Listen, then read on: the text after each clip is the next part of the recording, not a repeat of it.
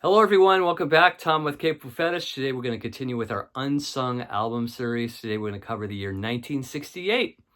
So without further ado, let's move on here and talk about the first Nazz album, which features Todd Rundgren right here.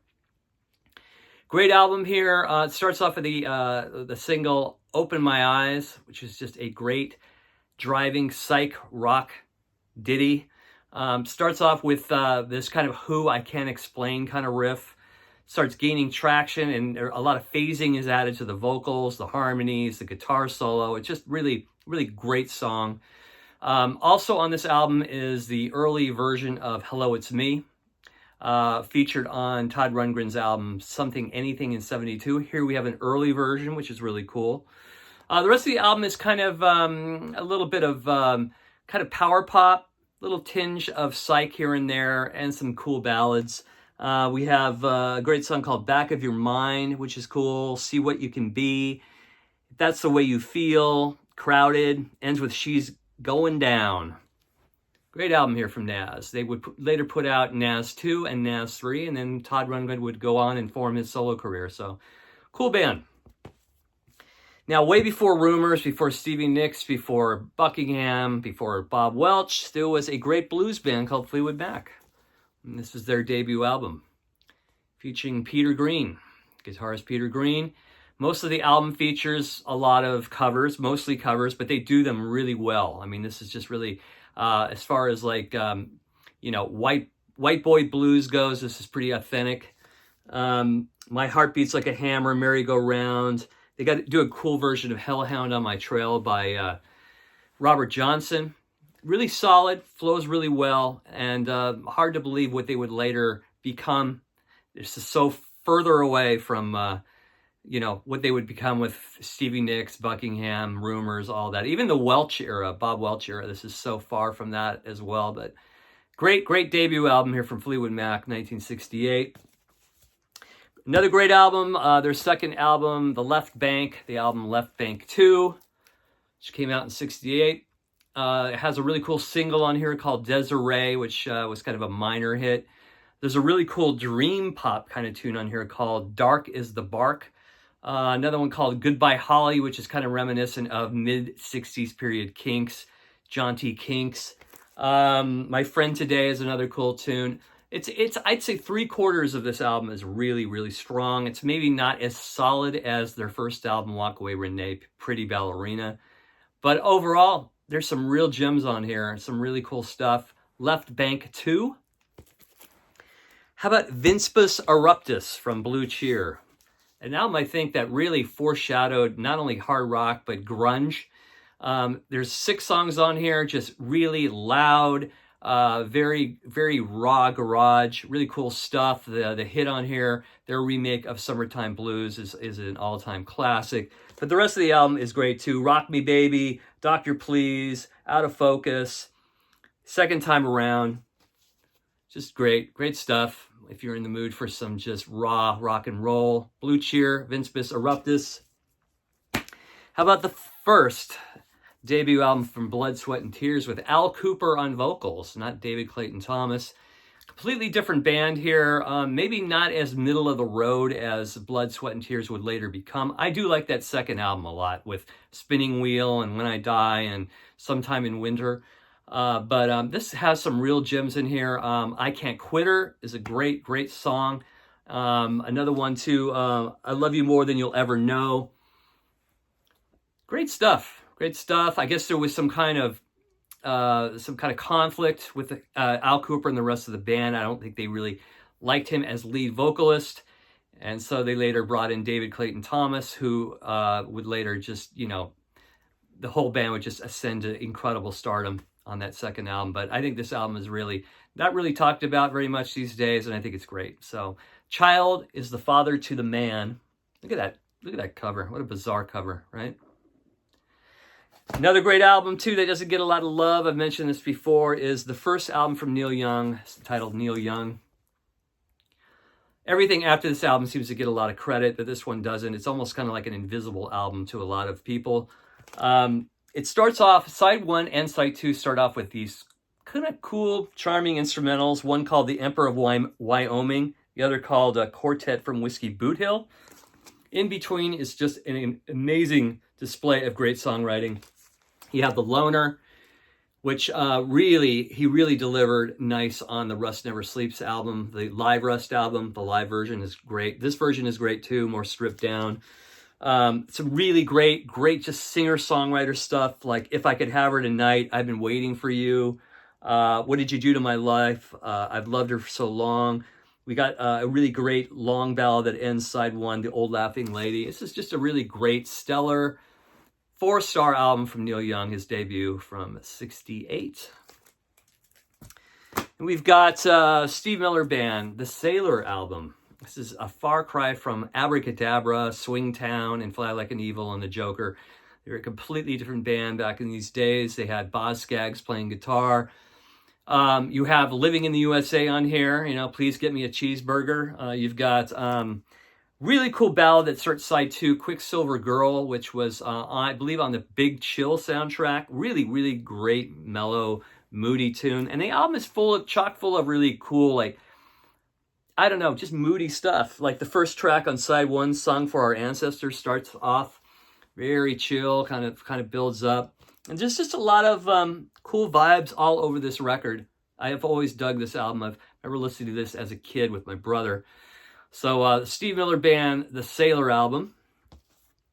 Another fantastic record that not very many people talk about. They usually talk about Surrealistic Pillow. I'm talking about Crown of Creation by Jefferson Airplane, their 4th album. It's another great album. A great follow-up to After Bathing at Baxter's. Maybe not as experimental or maybe not as psych, but there is plenty of psych on here. But a little more song-oriented, I'd say. Starts off with Lather, one of my favorite Jefferson Airplane songs, sung by Grace Slick. Oh, just a really great, eerie vocal. I guess she wrote it about Spencer Dryden, the drummer. There's a great version of Triad written by David Crosby, which was supposed to be on the Notorious Bird Brothers, but was left off because of the menage a trois topic. But Grace Slick here really makes it her own. Really great vocal. I mean, she's so underrated, in my opinion, as a vocalist. You never hear people praise Grace Slick as much as they should. I mean, she really had a unique voice and a very powerful voice at that. And then of course the title track on here is just phenomenal. Just eerie and creepy, and for like a 2-3 minute song, they really add a lot of changes, a lot of chord changes, and the way it ends is fantastic.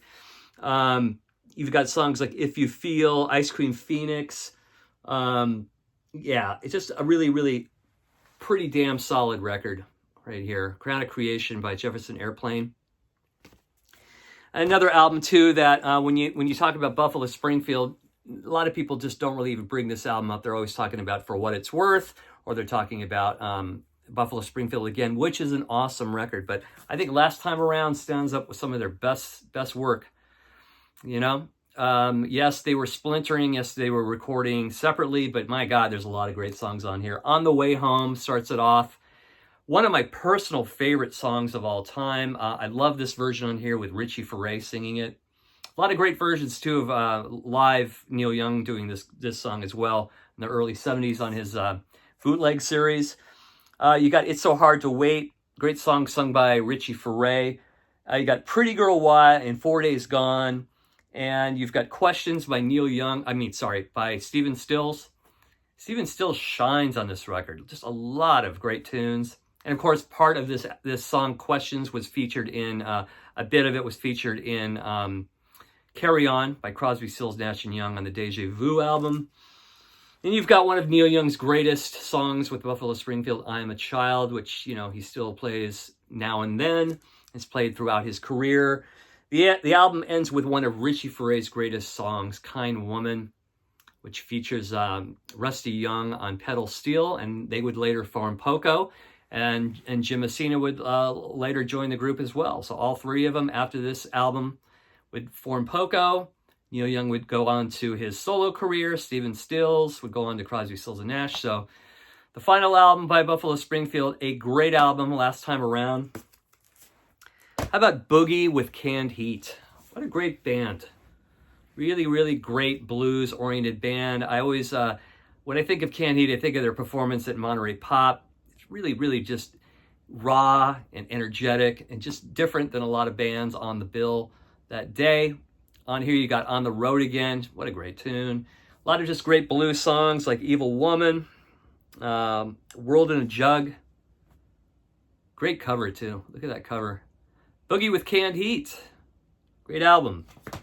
Another great one, too. Great debut album that came out in '68 is the first album from Spirit. Really, really unique band with their kind of jazz and pop and rock influences. Hard to kind of really nail down what they're all about. But you've got the classic Fresh Garbage on here. Uncle Jack's a great kind of pop song.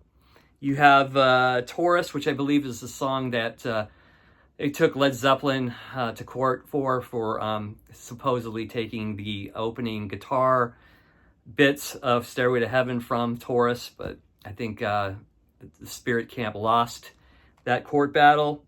And then in the same year, they released another album, The Family That Plays Together, which features I Got a Line on You and just plenty of really cool tunes. A lot of great guitar playing from Randy California. You got Jay Ferguson, who would later form JoJo Gunn, and then he would write the theme song for The Office. So the guy's he's done well for himself. But yeah, both these albums, these first two Spirit albums are fantastic. If you've never heard them, check them out. And then how about a little blues from Etta James, Tell Mama. I love this record all the way through. So fantastic. You've got Tell Mama, which Janis Joplin would later cover. She does a great version of I'd Rather Go Blind. Just every tune is fantastic, delivered with her just spiky vocals. Just, it's almost like punk soul going on here. And you got Just a Minute, It Hurts So Much, great ballad. My Mother-in-Law has some really hilarious lyrics in there.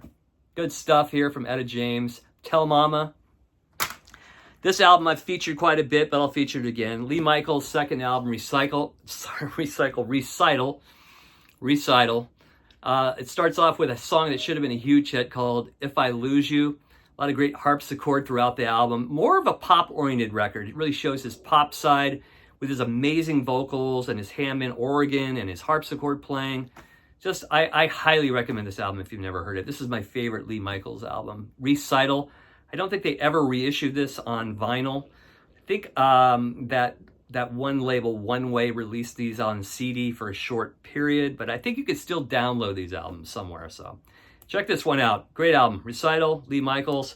And then one last one, Aretha Franklin's album, Now, Aretha Now. I think this one is overshadowed by I Never Loved a Man. I Never Loved a Man the Way I Loved You. And Lady Soul. I think this one here is equally as good as those in a different way. Has one of her greatest singles, Think. She does a great version of I Say a Little Prayer. Really cool. And the rest of the album just flows. Seesaw, You Send Me, A Change, I Could See Myself Leaving You. Yeah, great soul from Aretha Franklin, Aretha Now. So those are some of my unsung albums from '68. Throw some of yours in the comment section. As always, thanks for watching. I appreciate it very much. Please press subscribe, and we'll see you very soon. Take care. Bye-bye.